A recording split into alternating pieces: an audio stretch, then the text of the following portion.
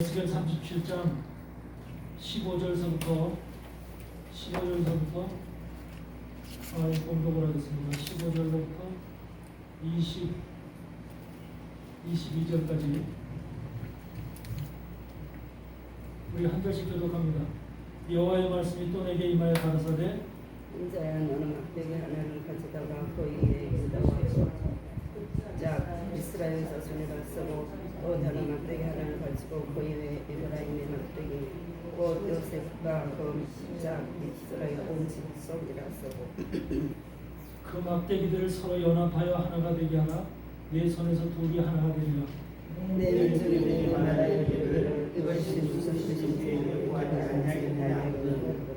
너는 곧 이르기를 주 여호와의 말씀에 내가 에브라임의 손에 있는 바 요셉과 그 짝 이스라엘 지파들의 막대기를 취하여 유다의 막대기에 붙여서 한 막대기가 되게 한즉 내 손에서 하나가 되리라 하셨다 하고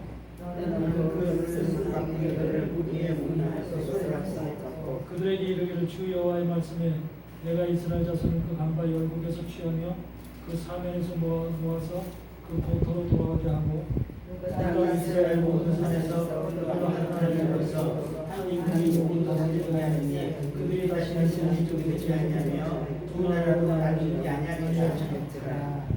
여기를 보면은 두 막대기가 등장하죠. 두 막대기가 등장하는데 하나는 유다의 막대기, 하나는 에브라임의 막대기 그렇게 나오죠. 그래서 막대기 하나를 취하여 그 위에 유다와 그 짝 이스라엘 자손이라 쓰고 다른 막대기 하나를 취하여 그 위에 에브라임의 막대기 곧 요셉과 그 짝 이스라엘 온 족속이라고 쓰고 다시 말하면 마지막 시대에 이루어질 현상을 지금 기록하고 있는 것인데 이 땅에 두 부류가 있다는 소리예요. 두 부류. 하나님의 자손, 하나님의 족속에 두 뿌리가 있는데 하나는 유다의 뿌리가 있고 하나는 에브라임의 뿌리가 있다는 거예요. 그러니까 우리는 그동안에 유다의 뿌리에서 나오는 유대 족속들에 대한 생각만 했지 에브라임 속에서 나오는 에브라임의 뿌리에 대해서는 전혀 생각을 안 했던 것이 우리 기독교의 현실이요. 그렇죠? 그런데 하나님은 그 유다의 뿌리에서 나오는 유다의 막대기를 그의 유다의 막대기라고 쓰고 이름을 그 위에 에브라임의 막대기를 또 하나 해서 다른 막대기를 취해서 에브라임의 막대기라고 쓰고 그 요셉과 그 짝 이스라엘 온 족속이라고 씁니다. 다시 말하면 여기서 보면 두 가지 말이 있어. 유다의 막대기에는 그 짝 이스라엘 자손이라 쓰라고 되어 있죠. 이스라엘 자손이라고 표현되어 있고 에브라임의 막대기에는 요셉과 그 짝 이스라엘 온 족속이라고 쓰라고 되어 있습니다. 이게 무슨 뜻이냐면은 유다의 막대기에 쓴 이스라엘 자손은 율법의 자손을 얘기하는 거예요. 이스라엘 야곱의 12지파 속에서 속한 율법을 믿고 율법을 따르는 아직도 유다에 속한 지금도 모든 이스라엘 사람들은 유대인이라고 그러죠. 어느 지파에 속했든지 지금은 무슨 므낫세 지파에 속했다, 또 뭐 르우벤 지파에 속했다, 아니면은 뭐 시므온 지파에 속했다 이런 시므온 지파 이런 말 안 하고 전부 다 유대인이라고 통칭을 하고 있죠. 유대의 막대기 속에 속한 이스라엘 자손들인 거예요, 전부 다. 그렇게 지금 마지막 시대는 그렇게 돼 있단 말이에요. 그런데 또 다른 막대기 하나가 있는데 거기에는 에브라임 막대기라고 쓰고 요 에브라임 막대기는 요셉과 그 짝 이스라엘 온 족속이라고 써요. 요셉이라고 하는 것은 결국은 누굴 이야기하는 거냐면 마지막 시대 예수 그리스도를 예표하는 거예요. 예수 그리스도와 짝을 이루고 있는 짝이 된 이스라엘 온 족속, 예수 그리스도를 복음으로 믿고 있는 이방인 속에 있는 모든 민족들, 하나님을 믿는 민족들, 족속들을 갖다가 에브라임의 막대기에 기록하고 그들을 갖다가 이스라엘 온 족속이라고 기록하라는 거예요. 그러니까 유대인과 분리되어서 유대 지파에 있는 유대인과 분리되어서 에브라임 막대기라고 쓰여져 있는 족속은 예수 그리스도 요셉 안에 있는 요셉을 믿는 요셉을 따르는 다시 말하면 예수 그리스도를 따르고 예수 그리스도의 믿음 안에 있는 이방인들을 이스라엘 온 족속이라고 기록하라는 거예요. 그러니까 세계는 두 가지로 유대 족속과 유대 자손과 이스라엘 온 족속이라고 하는 두 개의 부류로 나눠져 있다는 거예요. 그러니까 유대 족속은 저 유대 땅에 있는 이스라엘을 유대 자손을 가리키고 이스라엘 원족속은 에브라임 지파라고 그걸 통칭하면서 에브라임 지파라고 에브라임의 막대기라고 통칭하면서 그들 속에는 지금 이방 속에서 있는 예수 그리스도를 믿는 사람들을 전부 다 에브라임이라고 얘기를 하는 거예요. 에브라임. 이해되세요? 네. 왜 그러냐면 에브라임이라고 하는 것은 바로 말하면 호세아 6장을 보세요. 호세아 6장.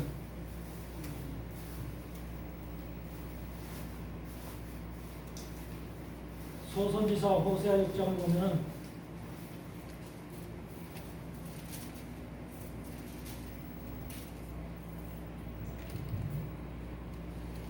그러니까 호세아서에서는 에브라임에 대한 얘기가 많이 나와요. 그러니까 이것은 에브라임이라는 한 족속에 대한 얘기가 아니라 에브라임이라고 하는 지파 한 족속에 대한 얘기가 아니라 에브라임에 속한 족속이 바로 이스라엘의 10개 지파와 더불어서 예수 그리스도의 복음 안에 들어와 있는 지파들을 이스라엘 사람들을 전부 다 에브라임이라고 얘기를 하는 거예요.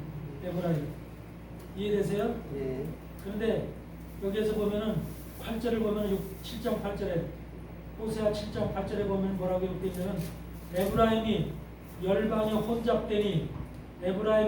혼잡되니 저는 곧 뒤집지 않은 전병이로다. 저는 이방인에게 그 힘이 삼켰으나 그러니까 에브라임은 지금 이방인 속에 속해 있다는 거예요. 이방인 속에 삼켜졌다는 거예요. 이방인 속에 그 힘이 삼켰으나 알지 못하고 이방인들은 그걸 알지 못하고 있다는 거예요.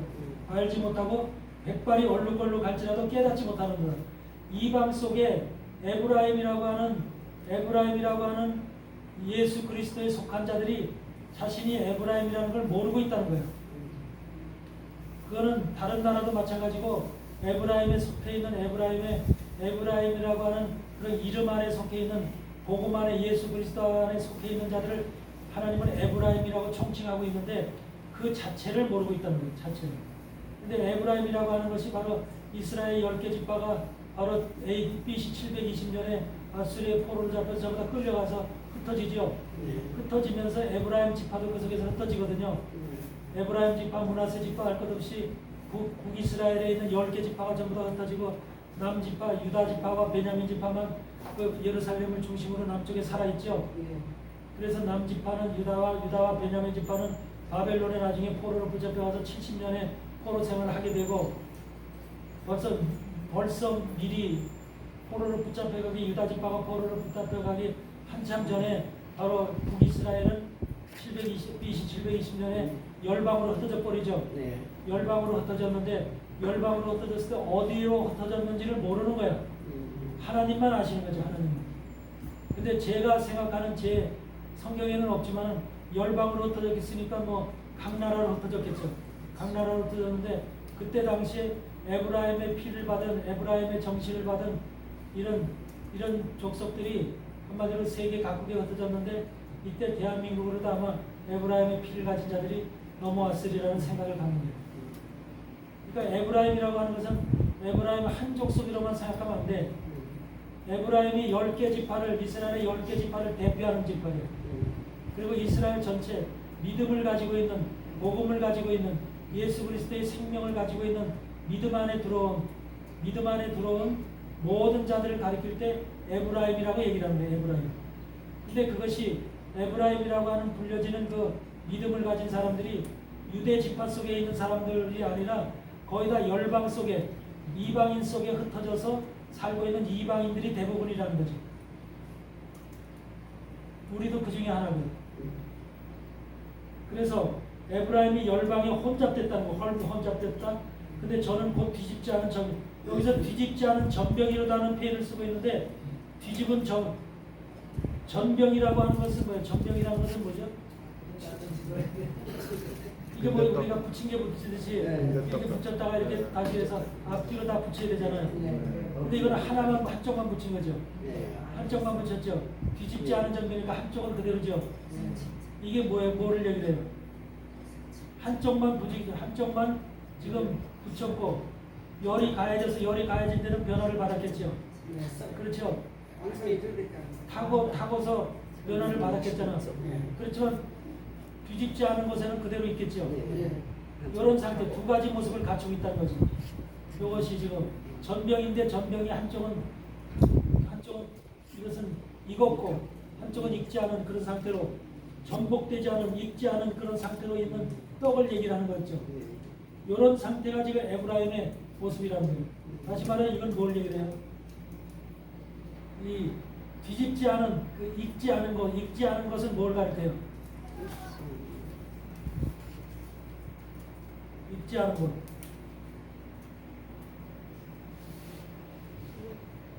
이게 지금 한쪽은 익은 쪽이 있고 한쪽은 익지 않은 쪽이 지금 두 개가 같이 있잖아요. 그걸 에브라임이라고 그래. 에브라임이라고 지금 에브라임이 열방에 혼자 됐는데 저는 뒤집지 않은 전병이라고 해서 한쪽은 익었고 한쪽은 안 익었다는 거예요. 안 익은 쪽이 누구야? 안 익은 쪽이. 이방.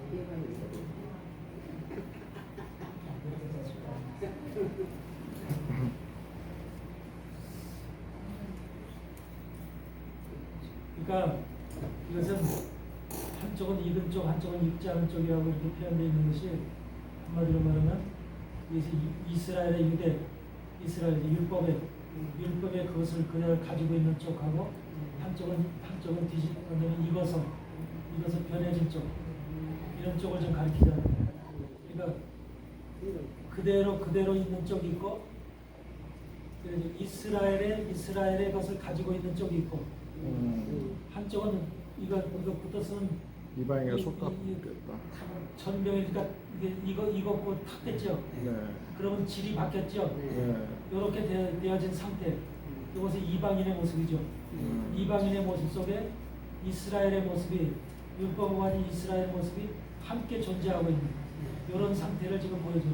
이스라엘 사람들이 10개 지파가 흩어질 때 에브라임으로 흩어질 때 바로 에브라임의 모습으로 흩어질 때 이런 모습으로 흩어졌다는 것을 그 상징적으로 에브라임의 그 이제 본질적인 모습을 얘기하는 거예요. 에브라임의 본질적인 모습. 네, 혼합된 거죠. 저는 이방인에게 그 심이 삼켰으나 알지 못하고 백발이 얼룩얼룩할지라도 깨닫지 못한.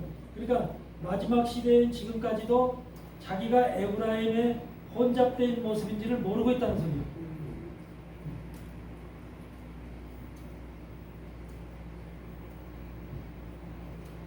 이것을 우리가 이제 여러분들은 에브라임이라고 하는 존재 자체가 존재부터가 성경에서 얘기하는 에브라임이라는 존재가 어떤 존재냐? 첫째는 예수 그리스도 요셉 안에 있기 때문에 요셉과 극작 이스라엘 원족속이라고 있기 때문에 요셉이라고 하는 예수 그리스도 옆에 예수 그리스도가 짝 하고 있는 이스라엘 원족속, 예수님과 짝 하고 있는 복음 안에 있는 믿음의 자손들, 개신교의 기독교 국가들, 기독교를 믿는 백성들, 이런 사람들이 전부 다 에브라임에 속한 거야. 이해되시죠? 그러니까 유대 지파는 저 율법을 섬기고 있는 저들, 유대의 막대기는 바로 저 율법을 섬기고 율법을 죽자 살자 그것만을 바라보고 있는 저 유대인들을 얘기를 하는 것이라면은 에브라임은 그렇게 정반대로 예수 그리스도의 복음 안에 들어가 있는 자들을 상징적으로 표현하고 있는 말이야. 두 가지 이 땅에는 두 가지 막대기가 존재하고 있다. 그런데 하나님이 나중에는 그 막대기를 연합시킨다는 거죠. 17절에 보니까 에스겔 17절에 그 막대기를 서로 연합하여 하나가 되게 하라. 하나님이 명령하죠. 연합해서 하나가 되게 하라. 연합하라고 하는 것은 뭐라고? 연합하라는 것은 카라브로 히브리어로 카라브라고 하는 말인데 연합하라고 하는 말은 가까이 하라. 이스라엘과 에브라임을 가까이 하게 하라. 한마디로 말하면 이것을 뭐냐면 무엇을 향하게 해라. 다시 말하면 붙이라는 거예요. 연합하라는 거예요.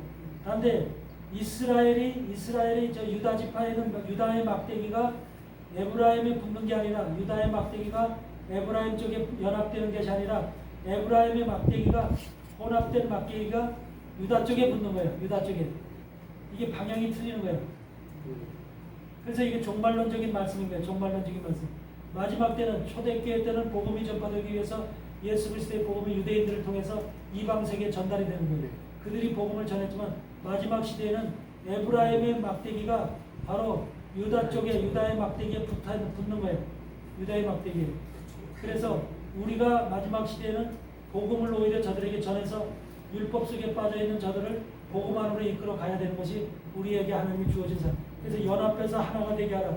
내 손에서 둘이 하나가 되리라. 여기서 내 손이라고 하는 이 내 손은 바로 뭐야? 예수님 손에서예요. 예수님 손에서. 예수님 손에서 하나가 되리라. 내 민족이 네가 말하여 이르기를 이것이 무슨 뜻이냐? 우리에게 구하지 아니하겠느냐 하거든 너는 곧 이르기를 주 여호와의 말씀에 내가 에브라임의 손에 있는 바 요셉과 그 짝 이스라엘의 지파들의 막대기를 취하여 보세요. 에브라임 손에 있는 바 요셉과 그 짝 이스라엘 지파들의 막대기, 이 복음과 말씀을 가지고 있는 신약시대 교회들의 막대기를 얘기하는 거거든요. 이 막대기를 취하여 유대의 막대기에 붙인다는 거예요. 유대의 막대기에 붙여. 그러니까 우리를 유대의 막대기에 붙인다는 거예요. 저들이 우리에게 붙는 게 아니라 우리가 저들에게 붙는 거예요. 우리를 저들에게 붙여서 한 막대기가 되게 함즉 내 손에서 하나가 되리라. 이게 한국에게 주어진 사명이고 에브라임 족속에게 에브라임이라고 하는 그 사명을 가진 자들이 장자의 에브라임은 장자잖아. 장자의 축복을 받은 사람들이 가야 될 길인 거예요. 가야 될 길. 해야 될 사명인 것이고. 이해되세요? 네.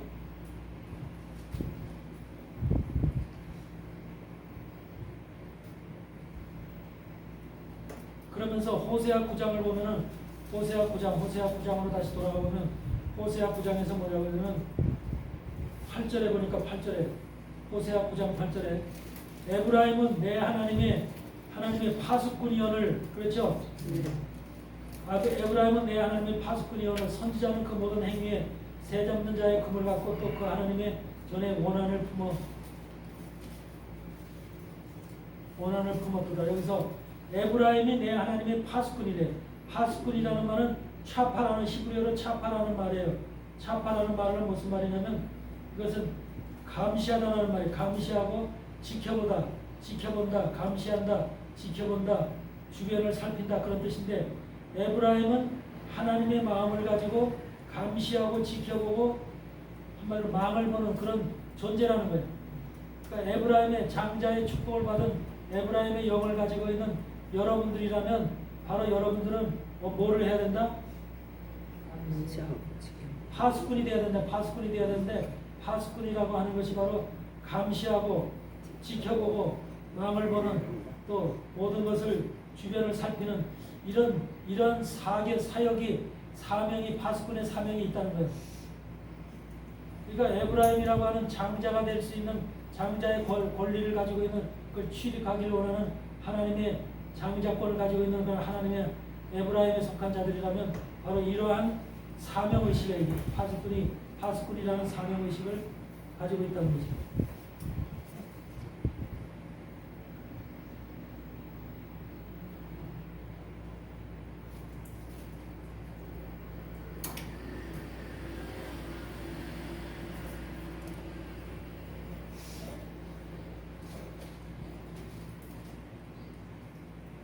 호세아 11장을 보면 호세아 11장 1절에 이스라엘이 어렸을 때 내가 사랑하여 내 아들을 애굽에서 불러내었거늘 선지자들이 저희를 부를수록 저희가 점점 더 멀리하고 바알들에게 제사하며 아로새긴 우상 앞에서 분향하였다. 이거는 구약의 홍해를 건너서 이스라엘 광야 생활에 가나안 땅에 들어와서부터 바알들에게 제사하며 아로새긴 우상에게 분향했죠. 이런 이스라엘이 지금 과거의 일을 지금 언급하면서 뭐냐면 그러나 내가 에브라임에게 걸음을 가르치고 내 팔로 안을지라도 내가 저희를 고치는 줄 저희가 알지 못하였구나. 에브라임을 지금 하나님이 어떻게 하셨냐면 에브라임을 걸음발을 가르쳤대. 그리고 내 팔을 안을지라도 내가 저희를 고치는 줄 알아. 그러니까 에브라임이 그동안 어떻게 생활했냐면 한마디로 자기들 멋대로 우상을 섬기면서 지들 멋대로 생활했는데 하나님은 그런 과정을 통해서도 그런 과정에 있는 에브라임을 항상 지키시고 안고 저희를 고쳐줬다는 거예요. 근데 본인들은 그걸 모른다는 거예요. 본인들은 하나님이 지키시고 보호하시고 우리의 길을 인도하셨다는 것을 모르는 내가 사람의 줄 4절에 보니까 내가 사람의 줄 곧 사랑의 줄로 저희를 이끌었고 저희에게 대하여 그 목에서 몽에를 벗기는 자같이 되었으며 저희 앞에 먹을 것을 두었으므로 항상 에브라임이 가는 길에 하나님께서 우리에게 먹을 것을 놓아서 우리로 죽지 아니하도록 하나님 지키시고 보호하셨다는 열방에 흩어진 열방에 혼잡되어진 에브라임을 하나님께서 돌보셨다는 것을 얘기하고 있는 거예요. 그래서 우리가 하나님께서 에브라임을 이렇게 하나님께서 그냥 내버려 두지 아니하고 열방에 비록 흩었지만 열방에 흩으신 이유가 있는 거죠. 마지막 종말의 에브라임을 종말의 장자로서 들어 사용하기 위해서 흩으신 이유라는 거죠. 그러니까 에브라임이 각 나라에 저 열방에 흩어져서 우상을 섬기고 각 나라의 신을 섬기고 우리나라도 에브라임이 들어왔다면 불교를 섬기고 유교를 섬기고 또 별 종교를 다 섬겼을 거 아니야. 그 종교를 섬기면서 다 변질이 됐죠. 변질이 되었으면서도 불구하고 그 속에서 하나님이 그것을 통해서 계속 그들을 지켜보고 그들을 인도하고 보살피고 먹을 것을 주고 항상 하나님이 그들의 길을 지키고 보호하고 인도했다는 소리예요. 우리는 우리의 길을 걸어간 것 같지만 하나님과 별도로 하나님과 관계없는 한마디로 무대뽀의 길을 걸어간 것 같지만 사실은 그런 길도 하나님께서 우리를 그렇게 지키시고 보호하시고 인도하셨다는 거예요. 우리의 길 속에는 우리가 걸어가는 길 속에 잘못된 길을 걸어가더라도 하나님은 잘못된 길을 통해서 그 길을 통해서 우리를 깨우치고 보게끔 하고 새로운 것을 보게끔 하고 만나게끔 해서 하나님의 온전한 것을 그러니까 모든 것을 세상에 있는 것을 경험하게 하시는 거예요. 경험하게 하시고 알게 하시고 깨닫게 하시고 여러분 오히려 신앙 속에서 바른 길을만 걸어가는 사람들은요 나중에 실수하기가 십상이에요. 그런데 이단도 경험하고요 이것도 보고 저것도 보고 경험한 사람들은 저게 잘못된 것을 아는 분별할 수 있는 영이 생겨요. 근데 한 가지만 보고 간 사람은요 한번 잘못되면 그냥 영혼의 거기 빠져버려요. 그래 안 그래요? 맞아요. 세상 속에서 그러자 우리 남자들한테 하는 소리지만 남자들 세상에서 장가가기 전에 바람도 펴보고 뭐든 되고 다 해보면 결과적으로 장가가서 잘 산다고 그러잖아요. 그래 안 그래요? 그런데 그렇게 안 해본 사람이 전혀 안 해보고 깨끗하게 아무것도 안 하고 순수하게 결혼을 했다. 그러면 그 사람은 한번 잘못 빠지면은 헤어나지 못하게 이제 거기서 빠져 그런 결과를 가져오게 되죠. 많은 사람들이 얘기하잖아. 그러니까 우리가 잘못된 길을 걸어가는 것도 그것이 하나님께서 그 길을 주신 거 허락하신 거야. 그런 길을 허락하셨기 때문에 그런 길 속에서도 우리가 거기에 빠지지 않고 속하지 않게 신천지에 들어갔다가도 나올 수 있게 이렇게 하나님이 하신다니까. 네. 근데 이제 만약에 신천지에 들어갔다 거기 완전히 빠져서 거기에 완전히 그냥 종이 되면은 그건 이제 하나님의 부르심이 아니죠. 그런 자들, 그러니까 그렇게 하나님께서는 하나님의 사람이라면 에브라임의 영권을 가지고 있는 사람이라면 하나님이 반드시 그를 돌이키신다는 거예요. 그 속에서 그것이 하나님의 뜻인지를 여러분이 믿으시기 바랍니다. 8절에 보니까 그런 말씀이에요. 11장 8절에 에브라임이여 내가 어찌 너를 놓겠느냐 이스라엘이여 내가 어찌 너를 버리겠느냐 내가 어찌를 아드마같이 놓겠느냐 어찌 너를 스보임같이 두겠느냐. 네?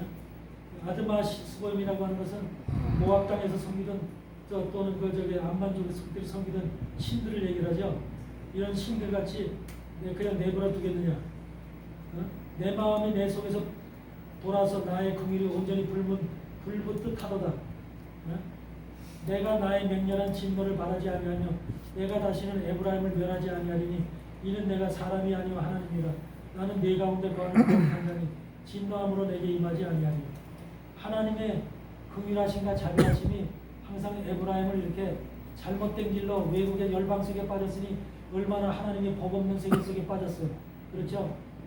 하나님의 법 없는 세계 속에 빠져서 그 속에 속해서 에브라임이 된 그런 족속들을 하나님께서 얼마나 잘못된 길로 악한 길로 더러운 길로 걸어가는 것을 눈으로 보잖아요.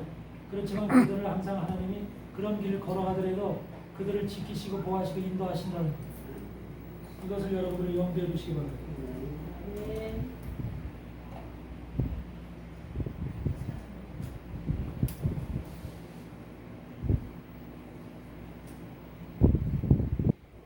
12장 1절을 보면 그런 말씀이 있어. 에브라임은 바람을 먹으며 동풍을 따라간대. 동쪽으로 부는 바람을 따라간대 에브라임. 그러면 동쪽으로 부는 바람을 따라가니까 이스라엘에서 동쪽은 우리 쪽으로 오는 거잖아. 그래 안 그래요? 동쪽으로 오는 바람을 따라간다는 거예요. 에브라임이 그렇게 왔다는 거죠. 그러니까 이 안에도 에브라임의 피를 받은 자가 있을 수 있는 거야.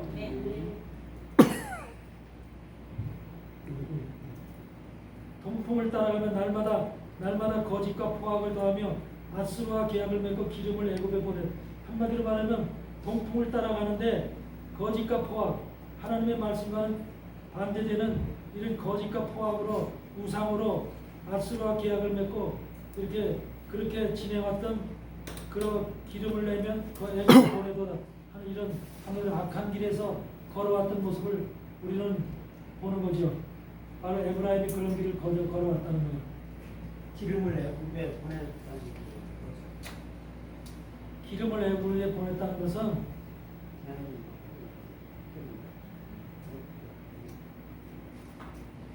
애굽이라고 하는 것은 세상이잖아. 예. 세상. 다시 말해 에브라임이라고 하는 사람들이 아수르야 계약을 맺고 여기서 기름이라고 하는 것은 그냥 세상의 참기름 들기름이 아니라 그것은 말씀의 기름을 얘기해요. 말씀의 기름을 세상에 보내는, 우리는 알지 못하지만 기름을 애굽에 보내는, 세상 쪽에 애굽에 하나님의 말씀을 세상 쪽에 보내는 역할을 하고 있는 거예요. 알게 모르게.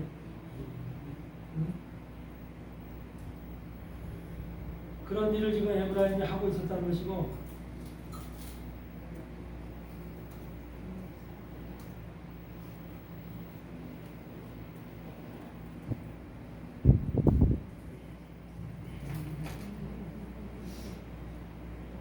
동풍이라는 건 사실은 이삭을 말리고 열매를 못 맺게 하는 거. 이삭을 말리고 열매를 못 맺게 하는 그런 우리식의 해석이고, 동풍이라는 것은 동쪽으로 부는 바람을 동풍이라고 하거든요.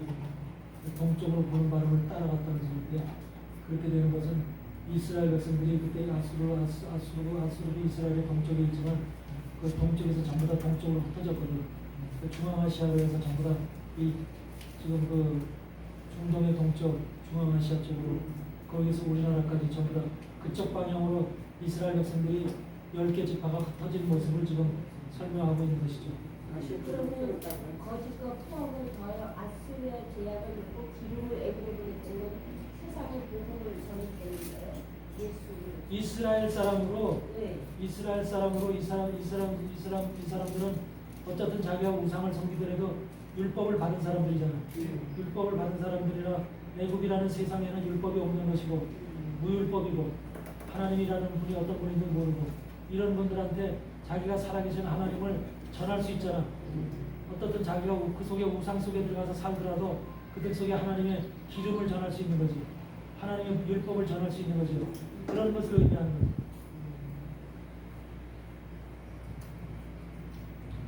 그래서 우리가 14장 호세아 14장 8절을 보면은 마지막 장에 에브라임의 말이 내가 다시 우상과 무슨 상관이 있으리요 할지라 내가 저를 돌아봐 대답하기를 나는 푸른 잣나무 같으니 네가 나로 말미암아 열매를 얻으리라 하리라.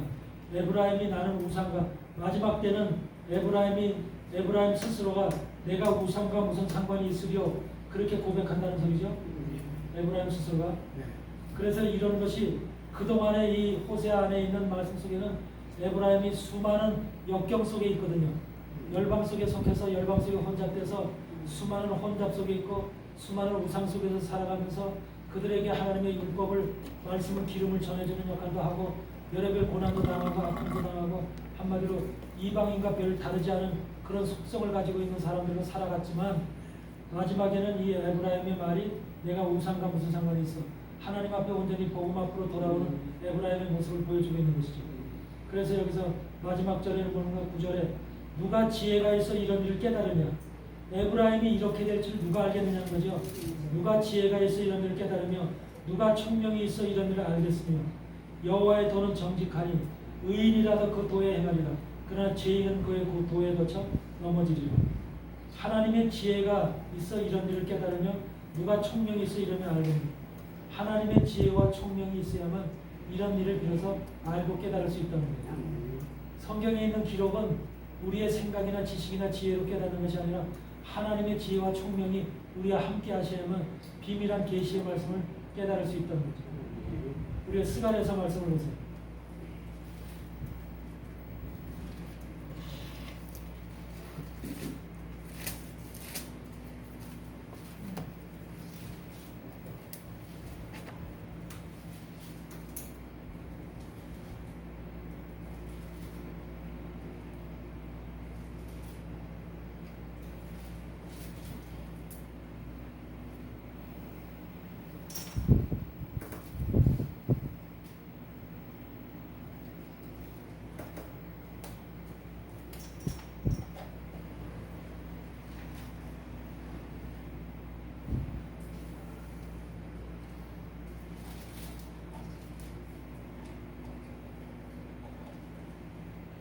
9장을 보면은 스가랴서 9장에 스가랴서 9장 13절을 보면은 하나님께서 마지막 시대에 어떻게 삼을 거냐면 내가 유다로 당긴 활을 삼고 에브라임으로 먹인 살을 삼았으니 시온아 내가 네 자식을 격동시켜 헬라 자식을 치게 하며 너로 용사의 칼도 받게 하리라. 여기서 보면은 유다는 활이래. 활. 유다를 활로 하나님이 활로 삼았대. 활이라는 게 뭐야? 활이죠. 활. 그렇죠. 근데 활은 뭐가 있어야 돼요? 살이 있어야죠. 근데 에브라임을 활로 삼았대. 활로. 그러니까 활이 가서 맞히는 거죠. 이 활 자체가 있어도 활 자체는 아무 시험은 활은 그냥 살을 쏘기 위한 도구죠. 네. 직접 가서 쏘아서 맞히는 것은 살이 맞히는 거죠. 에브라임이 바로 살이라는 거예요. 그러니까 이스라엘이라고 하는 것은 틀이라는 거지. 살을 쏘기 위한 틀. 도구라는 거예요. 도구. 그러니까 마지막 시대는 이 도구를 통해서 도구라는 이스라엘, 저 유대 땅에 있는 이스라엘이 활이라고 하는 도구의 역할을 한다는 거죠. 도구의 역할. 근데 사실은 두 가지가 다 겹쳐져야만 화살이 나가죠. 살이 나가죠. 이 활이 없으면 살도 못 쏘죠. 그렇지. 두 가지가 다 필요하죠. 이와 같은 모습이 바로 이스라엘과 마지막 이 에브라임과의 관계 속에서 필요한 두 가지가 절대적으로 없어서는 안 될 그런 관계 속에 지금 형성이 되어 있죠. 그렇지만 마지막 시대에 진짜 쏴서 하나님이 당겨서 쏴서 그 살이 나가서 견약을 마쳐야 될 그런 것은 에브라임이 한다는 거죠. 에브라임이. 그것이 바로 마지막 종말에 예수 그리스도의 복음을 가진 하나님의 사람들이 에브라임이 돼서 장자들이 에브라임이 돼서 그 활이 나가서 바로 목표를 갖다 정확하게 맞추는 하나님의 뜻을 이루는 이와 같은 것이 지금 그렇게 지금 유다와 에브라임으로 지금 상징돼서 설명되어지고 있는 것이죠. 14절에 보니까 14절에 여호와께서 그 위에 나타나서 그 살을 번개같이 쏘아내실 것이며 그 살을 번개같이 그러니까 살 자체가 누굴 가리켜요? 에브라임이죠. 에브라임을 번개같이 쏘아내실 것이며 주 여호와께서 나팔을 불리시며 남방 해릿바람을 타고 행하실 것이라. 그러니까 하나님께서 살을 번개같이 쏘아내실 것이래. 에브라임을 번개같이 쏘아내실 것이래. 이게 하나님의 계획이라는 거죠. 계획. 그러니까 대한민국이 만약에 에브라임으로 쓰임을 받는다면 대한민국이 활이 되어서 살이 되어서 활의 도구를 사용하는 활이 되어서 살이 되어서 그 살을 갖다가 바로 하나님이 번개같이 당기셔서 이걸 쏜다는 거예요. 하나님이. 그러니까 우리를 갖다 활을 쏘시는 분도 하나님이잖아. 살을 당기시는 분도 하나님이죠. 그러니까 우리는 살이 되어서 나가는 거죠. 그러니까 바로 우리 백성들은 살이 되어서 에브라임 족속이 돼서 우리는 나가는데 우리를 당기시고 우리를 갖다 맞추게 하시는 분이 바로 하나님 자신인 거죠. 이것을 우리가 깨달아야죠. 우리를 사용하시고 우리를 부리시고 우리를 도구로 사용하시는 분이 우리가 직접적으로 그러니까 이스라엘은 율법이라 선지자의 글 이스라엘이라고 하는 구약의 말씀은 바로 도구로서 사용되어지는 살을 쏘기 위한 도구로서 사용되어지는 그런 틀에 불과한 건 틀에 이해되시죠? 틀이라는 게 틀. 그러니까 구약의 말씀이 틀이라는 게 틀. 이것을 여러분들이 잘 기억하고 계세요. 그 다음에 10장을 보시면 10장에 스가랴서 10장 6절에 보시면 내가 유다 족속을 견고하게 하며 요셉 족속을 구원할지라. 내가 그들을 긍휼히 여김으로 그들로 돌아오게 하리니. 여기서 유다 족속이라고 하는 것은 바로 율법을 믿고 있는 유대인들을 얘기하죠. 근데 여기서 요셉 족속이라고 하는 것은 예수 그리스도 복음 안에 들어와 있는 믿음의 사람들을 얘기하죠. 이방인들을 얘기하죠. 그렇게 여러분들이 이해를 하셔야 되는 거예요. 그래서 요셉 족속을 구원할지라. 예수 그리스도 안에 있는 사람들을 구원한다는 거죠. 결과적으로 내가 그들을 긍휼히 여김으로 그들로 돌아오게 하리니 그들이 내게 내어 버리움이 없었음 같이 되리라. 나는 그들의 하나님 여호와라. 내가 그들을 들으리라. 7절에 보니까 에브라임이 용사 같아서 포도주를 마신 같이 포도주를 마신 같이 마음이 즐거울 것이요. 에브라임이 용사 같아서 포도주를 마셨다니까 예수 그리스도의 피를 마셨다는 거예요. 예수님의 피를 마셔서 마음이 즐거울 것이요. 그 자손은 에브라임의 자손은 보고 기뻐하며 여호와를 인하여 마음이 즐거워하리라. 이게 지금 예수 그리스도 안에 있는 에브라임에 속한 하나님의 사람들, 예수 그리스도의 믿음 안에 있는 사람들이 주님 안에서 기뻐하는 그런 믿음의 사람들 지금 뭐 얘기를 하고 있죠. 표현하고 있죠. 그래서 여호와를 인하여 마음이 즐거워하리라. 그 다음에 뭐라고 그래요? 내가 그들을 향하여 휘파람을 불어 모을 것은 하나님이 휘파람을 불어 모은대요. 내가 그들을 구속하였습니다. 그들이 전에 번성하였던 것 같이 번성하리라. 내가 그들을 열방에 뿌리려니와 그래서 에브라임을 열방에 뿌리려니와 그죠? 열방에 뿌리려니와 그들이 원방에서 나를 기억하고 그들의 자녀와 함께 다 생존하여 돌아올지라. 예수 그리스도를 믿는 에브라임은 열방에 뿌려졌지만 그들이 어느 나라에 가서 어느 곳에 있든지 간에 그들이 원방에서 예수님을 기억하고 그들의 자녀와 함께 다 생존해서 돌아온다는 거예요. 이게 하나님의 종말의 계획이에요.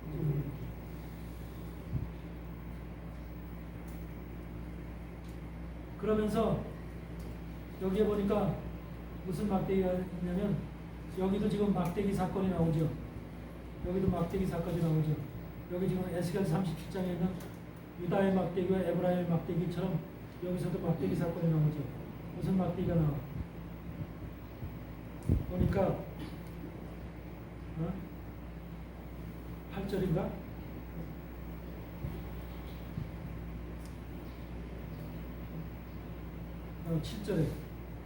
7절을 보니까 내가 이 잡힐 양떼를 먹이니 참으로 가련한 양이라. 내가 이에 막대기 둘을 취하여 하나는 은총이라 하며 하나는 연락이라 하고 양떼를 먹일세. 막대기 둘이 등장하지 여기도?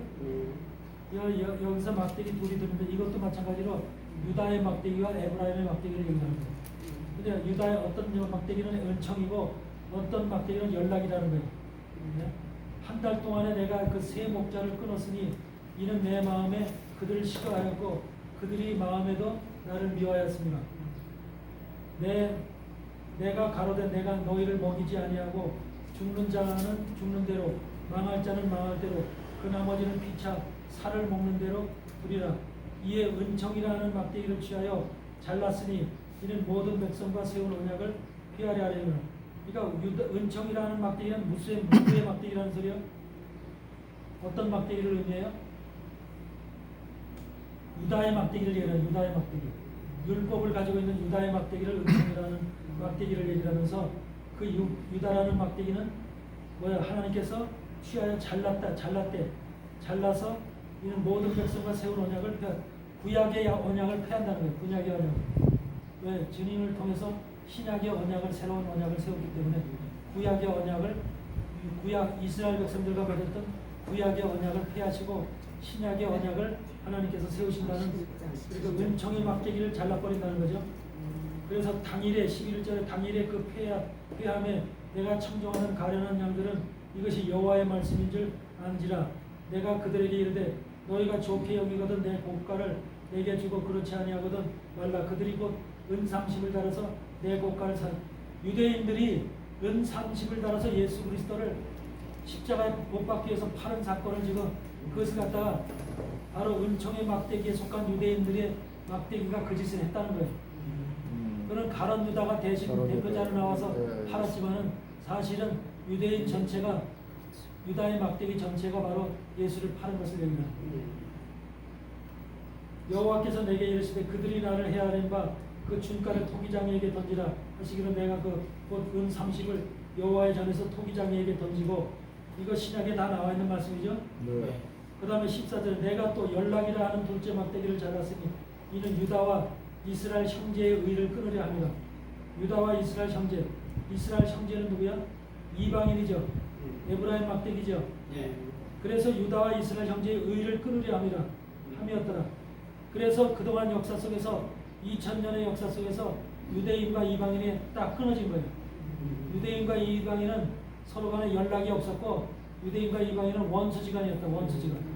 복음을 가지고 있는 그리고 그 관계가 그래서 히틀러가 600만 명을 죽일 때도 바로 그래서 유대인들은 이방인에 대해서 아주 질색을 했어요. 그 정도로. 근데 이것이 이제 언제 1965년도가 언젠가 이제 해서 비로소 이제 예로 가톨릭과 화합을 함으로 인해서 결과적으로는 이제 통하게 됐지만은 결과적으로 지금은 이제 유대인과 이방인 교회들 간의 말이 상통하죠. 근데 아직까지도 절대적으로 이방인을 우습게 여기는 유대인들 율법주의자들이 아직까지 있을 땅에는 상당히 많이 존재하고 있죠. 그래서 유다와 이스라엘 형제의 의를 끊으려 의가 끊어진 거예요. 2000년 동안 끊어진 거예요. 1945년 5월 14일 날 바로 이스라엘 땅이 독립을 하고 난 이후에 서서히 풀리기 시작한 거예요. 서서히. 그 전까지는 완전히 이스라엘과 이방인은 완전히 분리가 돼서 더 이상의 관계를 가질 수 없는 정도로 완전히 이렇게 대치가 됐던 것이 바로 그 시대의 모습입니다. 15절에 여호와께서 내게 이르시되 너는 또 우매한 목자의 기구들을 취할지라 보라 내가 한 목자를 이 땅에 일으키리니 한 목자는 예수 그리스도죠. 그가 없어진 자를 마음에 두지 아니하며 흩어진 자를 찾지 아니하며 상한 자를 고치지 아니하며 강건한 자를 먹이지 아니하고 오히려 살찐 자의 고기를 먹으며 또 그 굽을 찢으리라. 바윗을 찢어 양떼를 버린 목자여 칼이 그 팔에 우편 눈에 이 말이니 그 팔이 아주 마르고 그 우편 눈이 아주 어두우리라. 여기서 양떼를 버린 못된 목자가 누굴까? 양떼를 버리는 못된 목자.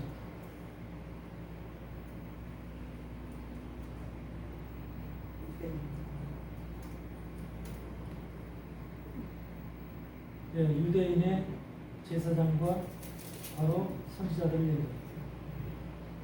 이들이 바로 이스라엘 백성들을 예레미야에서 얘기하듯이 23장 34장 이런 데서 얘기하듯이 이스라엘 양떼들 저보다 한마디로 말해서 우갈 데 없는 것으로 한번 내쫓은 거예요.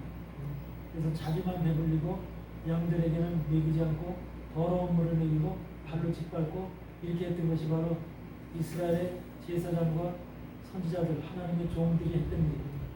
그래서 이러한 양떼를 버린 목자 칼이 그들의 그 팔에 우편눈에 이반이니 그 팔이 아주 마르고 그래서 이런 것들을 지금 하고 있는 말씀들이 전부 다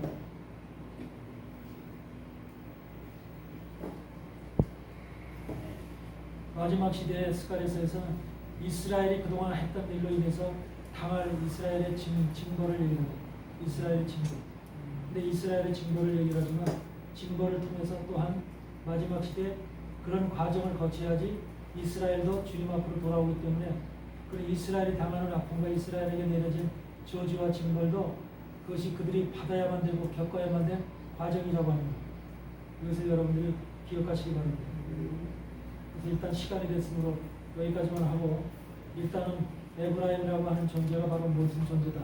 에브라임이 바로 여러분이 에브라임이라고 하는 하나님의 장자로 부름받은 그들이 돼야 되고 이 대한민국 땅에 에브라임의 장자의 권리를 권한을 받고 하나님의 사역을 감당해야 될 살이 되어서 여러분들이 쏘아지는 하나님에 의해서 쏘아지는 그 살의 역할을 감당하고 관역에 맞춰지는 하나님의 거룩한 종들로 되어지기를 주님의 이름으로 축복을 합니다. 네.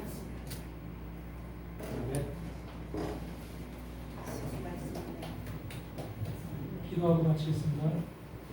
사랑의 하나님 아버지 감사합니다. 부족한 저희가 오늘도 오려 강의를 하고 하나님 앞에 주님의 말씀을 가지고 교제하겠습니다.